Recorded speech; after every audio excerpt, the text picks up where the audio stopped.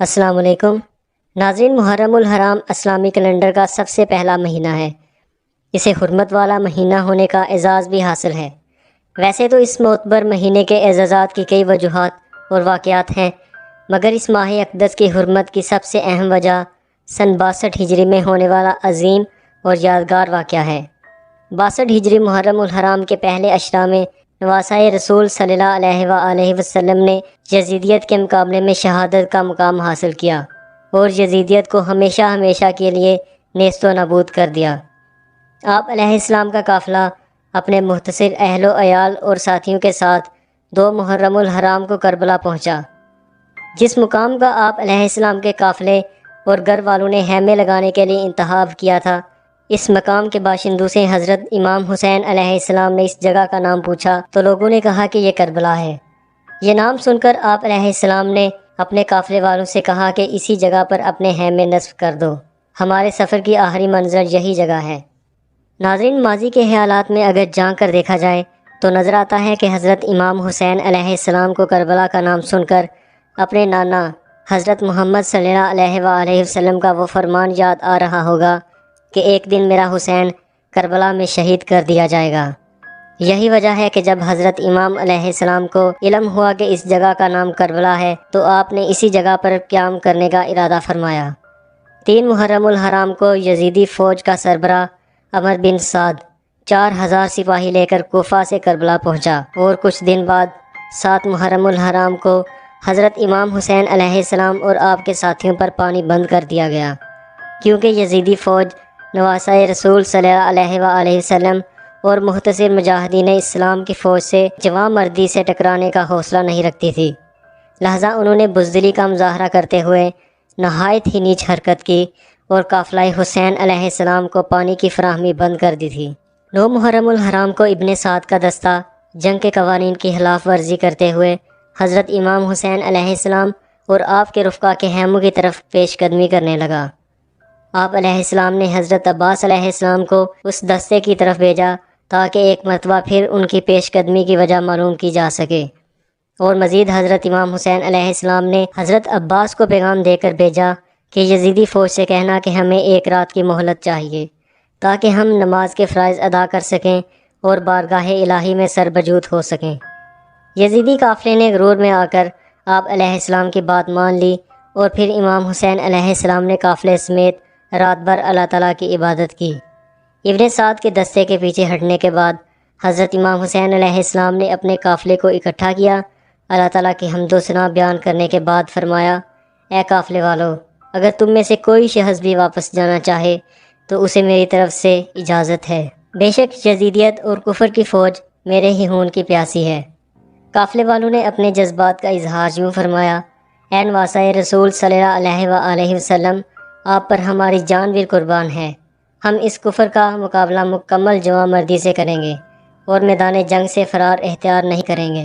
اپنے قافلے والوں کے جذبات سن کر امام حسین علیہ السلام نے اللہ تعالیٰ کا شکر ادا کیا اور پھر رات بھر نوافل ادا کیے اور بارگاہ خدا میں دعائے مغفرت مانگی۔ اگلی صبح 10 محرم الحرام کا سورج اپنی مکمل آب و تاب کے ساتھ طلوع ہوا اور مجاہدین اسلام نے یزیدیت اور کفر کا ڈٹ کر مقابلہ کرنے اور عہد وفا کو اپنے خون کے آخری قطرے تک نبھانے کا ارادہ کیا۔ حضرت امام حسین علیہ السلام نے اپنے مختصر اور با ایمان افراد کے دستے کو منظم کیا اور جنگ کا علم حضرت عباس علیہ السلام کو تھما دیا۔ جنگ سے قبل حضرت امام حسین علیہ السلام نے اللہ تعالیٰ سے دعا کی اور اللہ کی نصرت طلب کی۔ دوسری طرف آپ علیہ السلام دشمن کی صفوں کی طرف متوجہ ہوئے جو ابھی اپنی صفوں کو منظم کر رہے تھے۔ آپ علیہ السلام نے ان سے فرمایا، اے لوگو، جلدی نہ کرو، پہلے میری بات سن لو، مجھ پر تم کو سمجھانے کا جو حق ہے اسے پورا کر لینے دو اور میرے آنے کی وجہ بھی سن لو۔ اگر تم مجھ سے اتفاق رائے کرو گے اور اللہ اور اس کے رسول صلی اللہ علیہ وآلہ وسلم کے حکم کو تسلیم کر لو گے تو تم انتہائی خوش بخت کہلاؤ گے اور ان قریب اللہ بھی تمہیں معاف کر دے گا، لیکن اس کے برعکس اگر تم نے راہ کفر اختیار کی تو تمہاری مرضی، اللہ بہتر کارساز ہے، وہی اپنے مجاہدین اسلام کی مدد بھی کرتا ہے۔ پھر آپ علیہ السلام نے اپنی تقریر جاری رکھتے ہوئے فرمایا، لوگو، تم میرے حسب و نسب پر غور کرو اور دیکھو کہ میں کون ہوں، اپنے گریبان میں جھانک کر معلوم کرو کہ کیا تمہیں میرا قتل اور میری توہین زیب دیتی ہے؟ کیا میں تمہارے نبی اکرم حضرت محمد صلی اللہ علیہ وآلہ وسلم کا نواسا اور ان کے چچا زاد بھائی حضرت علی علیہ السلام کا بیٹا نہیں ہوں؟ کیا تمہیں حضرت محمد صلی اللہ علیہ وآلہ وسلم کا وہ قول بھی یاد نہیں جو انہوں نے میرے اور میرے مرحوم بھائی حضرت امام حسین علیہ السلام کے لیے بیان کیا تھا کہ یہ دونوں جنت کے سردار ہوں گے؟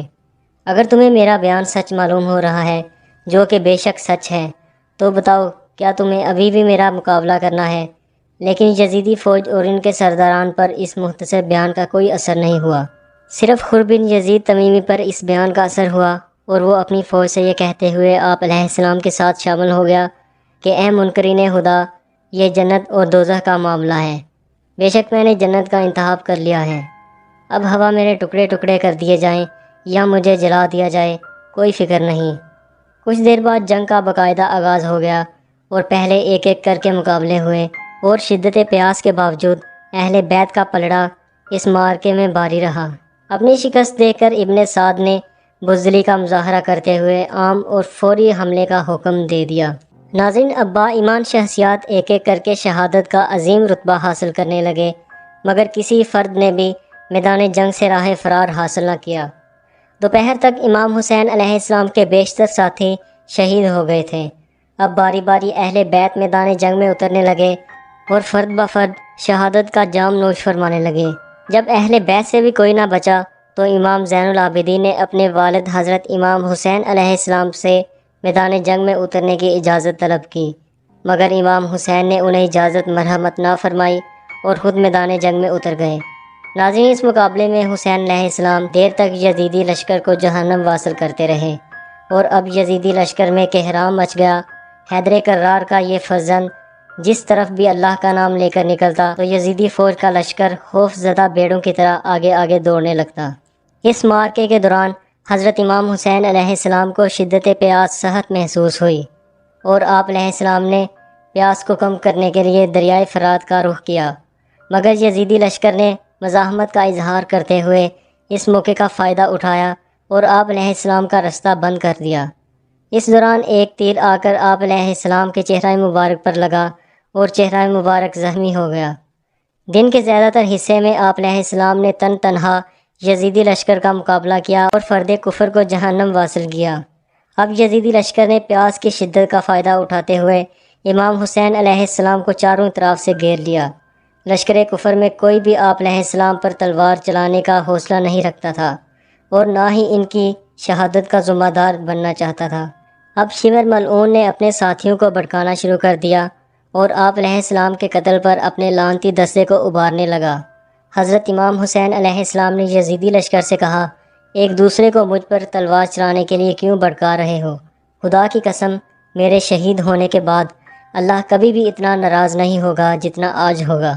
یہ سن کر یزیدی لشکر حضرت امام حسین علیہ السلام پر حملہ آور ہو گیا۔ زرہ بن تمیمی نے آپ علیہ السلام کے بائیں کندھے پر نیزہ مارا، جس سے امام حسین علیہ السلام لڑکھڑا کر گر پڑے۔ اس کے بعد شمر ملعون آپ علیہ السلام کی جانب بڑھا اور سجدے کی حالت میں اس نے آپ علیہ السلام کی گردن پر پیچھے سے حملہ کیا اور نواسۂ رسول صلی اللہ علیہ وآلہ وسلم کا مبارک سر تن سے جدا کر دیا۔